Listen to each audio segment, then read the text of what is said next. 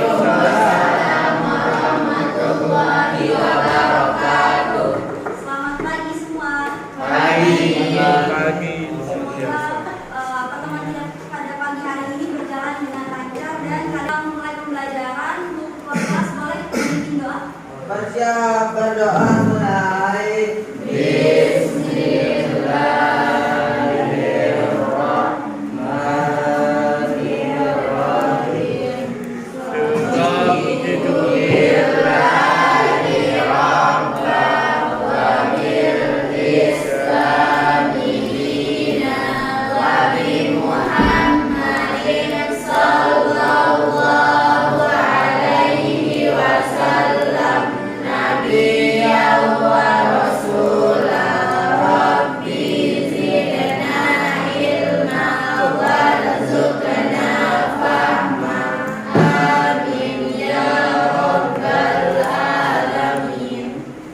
Oke, sekarang kita mau mengecek kehadiran Ahmad Rafiq Jauhari. Hadir. Bukannya itu Hadirnya. Fakih Habibur Rahman, Masuk. Hamzan Wadi, Khairul Hisa, Intan Nabila. Oke. Pada pembelajaran kali ini tuh kita akan memakai metode TPS yaitu Tinker and Share. Ada yang tahu metode tersebut? Enggak. Oke. TPS itu kan yang pertama T-nya itu think, yaitu berpikir. Kalian dituntut untuk bisa berpikir secara mandiri. Kemudian P-nya itu adalah berpasangan. Tapi di sini kita nggak pakai 2 orang nanti, tapi 3-3. Jadi kita buat kelompok. Kemudian yang S itu share, yaitu nanti kalian membagikan apa hasil temuan kalian itu di depan kelas.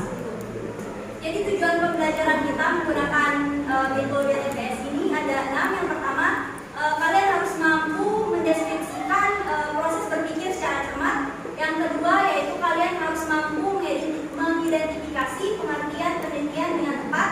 Yang ketiga, kalian harus mampu mengidentifikasi syarat dan ketentuan penelitian dengan baik. Kemudian yang keempat, kalian harus mampu mengidentifikasi jenis-jenis penelitian dengan sistem.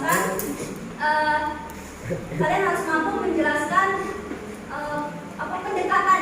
pendekatan penelitian secara baik, dan kemudian yang terakhir kalian harus mampu menjelaskan sikap dan cara kalian sebagai peneliti dalam melakukan penelitian. Kemudian kita akan masuk ke materinya. Sebelumnya kalian biasanya kalau ada masalah sosial itu kalian pengen tahu nggak kenapa misalnya kalian banyak yang di sini tuh sering datang telat atau nggak masuk kelasnya itu nggak tepat waktu atau kurang disiplin gitu. Ada yang pengen tahu atau meneliti nggak gitu tentang kenapa hal itu bisa terjadi? Kenapa kalian pengen tahu? Alasan dia telat. Cara kalian tahunya itu dengan apa? Nak mewawancarai orang itu. Benar. Tadi siapa? Ira ya? Sekarang kita mau masuk. Jadi nanti dari ketua kelas karena ini kakak maunya kalian yang ngomong. Jadi nanti ketua kelas dulu yang baca di slide pertama. Nanti kamu bisa tunjuk siapa aja gitu sama kami ya. Paham nggak? Kamu baca slide pertama, nanti setelah baca tunjuk yang lain. Setelah yang ditunjuk itu selesai, tunjuk lagi gitu ya, sampai slide habis. Dimulai dari ketua kelas.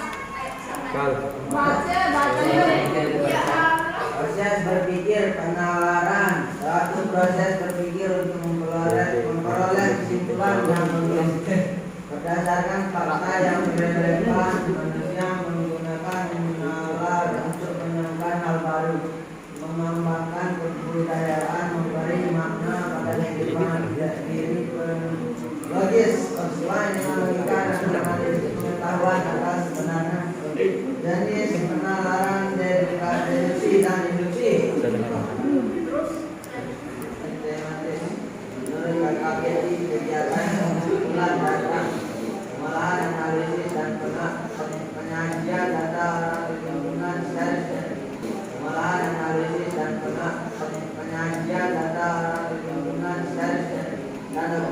dan memintakan cari tahu tentang kenapa di sekolah ini, di madrasah itu orang-orang bisa nggak disiplin gitu.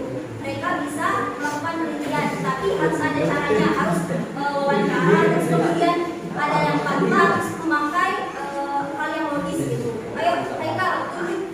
Siapa?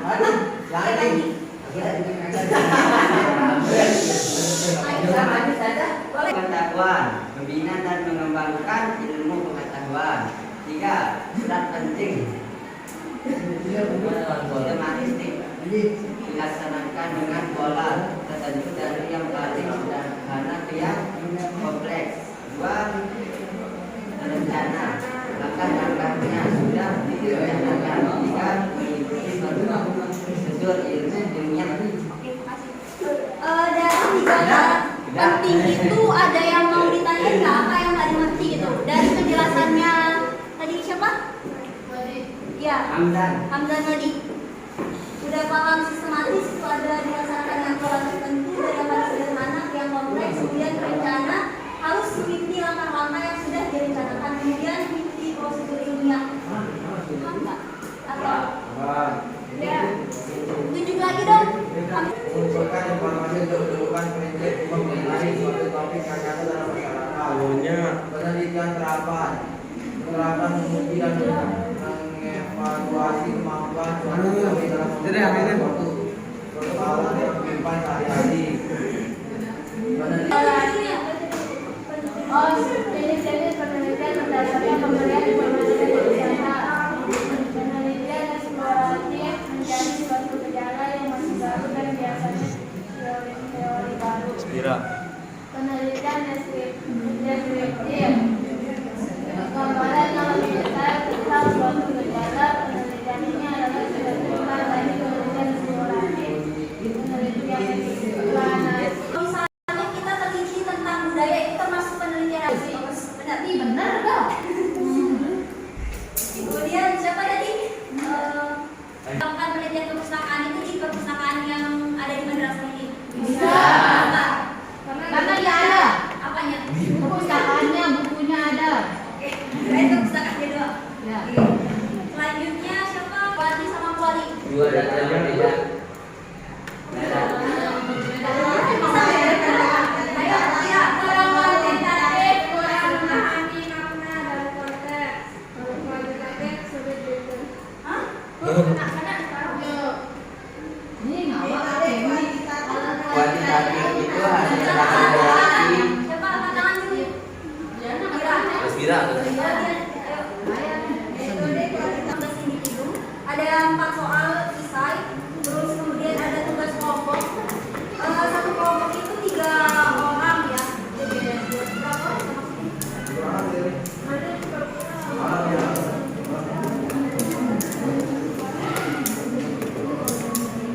Enggak kenal lah. 16 orang dibagi. Enggak bisa lebih satu.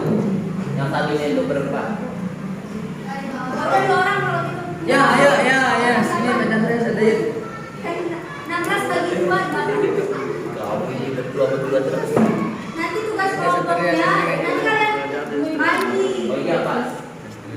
Nanti tugas kelompoknya dulu yang dikerjain, ditulis di lembar kertas itu, dibuat tabel kalau bisa. Setelah itu nanti kita presentasiin, nanti ditunjuk sama, nanti aku pilih. Berarti itu sama lagi. Ah, sama ini kan? LMR.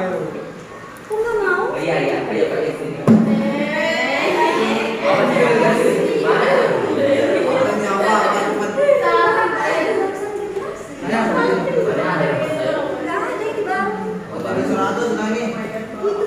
Oh, berdua ini Pak.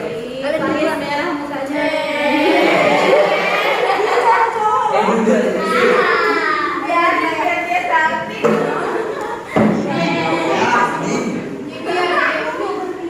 Ya udah, mari mas. Dewi, Bertiga. berdua tidak benar. Hanya Mana? bunuh ya Pak. Menyala. Oke, pakai udah ya. Ya boleh. Enggak deh, enggak. Pakai lembaran. Lembaran dah. Kan kamu nggak bawa. Itu panjang. Apa itu? Diam.